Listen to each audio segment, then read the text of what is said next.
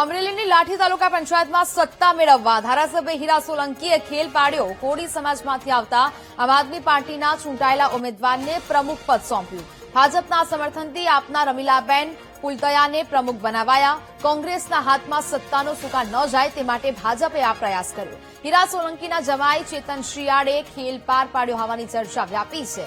ચાલુ વર્ષે પ્રમુખનું પદ ઓબીસી ઉમેદવાર માટે અનામત હતું. ભાજપને બહુમતી મળી, પરંતુ ઓબીસી ઉમેદવાર વિજેતા ન થતા સત્તા હાથમાંથી જવાની ભીતિ હતી.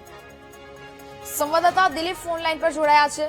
દિલીપ, લાઠી તાલુકા પંચાયતમાં સત્તા મેળવવા ધારાસભ્ય હીરા સોલંકીએ ખેલ પાડ્યો હોય તેવી ચર્ચાઓ હવે જોવા મળી રહી છે. શું વિગત? અમરેલી જિલ્લાની 11 તાલુકા પંચાયતની પ્રમુખોની આજ વરણી હતી, જેમાં 8 જે તાલુકા પંચાયતો છે એમાં ભાજપ નું શાસન આવ્યું છે, જ્યારે અન્ય 3 છે લીલિયા, ભગતરા અને લાઠી, એમાં અન્ય આપ અને કોંગ્રેસનું શાસન આવ્યું છે. ત્યારે હાલ લાઠીની બેઠક ચર્ચાનો વિષય બની છે. અહીં લાઠી તાલુકા પંચાયતના પ્રમુખ પદે રાજુલાના જે ધારાસભ્ય છે હીરા સોલંકીએ મોટો ખેલ પાડ્યો છે.